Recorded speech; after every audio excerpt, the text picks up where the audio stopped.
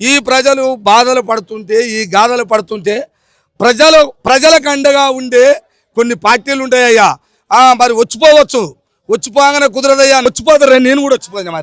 మరి ఏమి ఇచ్చినా నీకు? నేను వచ్చి ఏమి ఇయ్యాము, కానీ నా కాడ ఏం లేదు ఇవ్వడానికి. నువ్వు వచ్చినావు, నువ్వు ఈ కాడ ఏం లేదు, కానీ వాళ్ళ కాడ ఏముంది? అధికారం ఉంది. అధికారం ఎందుకుంది? నా ప్రజలను బాగోగులు చెయ్యాలని ఉంది. లేకపోతే అందరిని ఎందుకంటావు? అందరిని అంటామా? సీనన్న అని ఎందుకంటావు? నువ్వు మంత్రివి.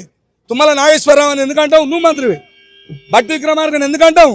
నువ్వు మా మనిషివి, మా ఎమ్మెల్యేవు, మా మంత్రివి, మా ఉప ముఖ్యమంత్రివి.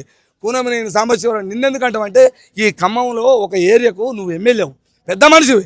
ఈ ప్రజలకు బాగోగులు చూడడానికి మీరు పెద్దలు కాబట్టి మిమ్మల్ని అడిగే హక్కు మాకు ఉంటుంది. మా బాధలు గాథలు మీకు అర్థం కావా అన్న అంటే అనొద్దా? అనకుండా ఉండాలా? ఈ పేద ప్రజలు దస్తమాయన చెప్పురయ్యా, జవాబులు కావాలి.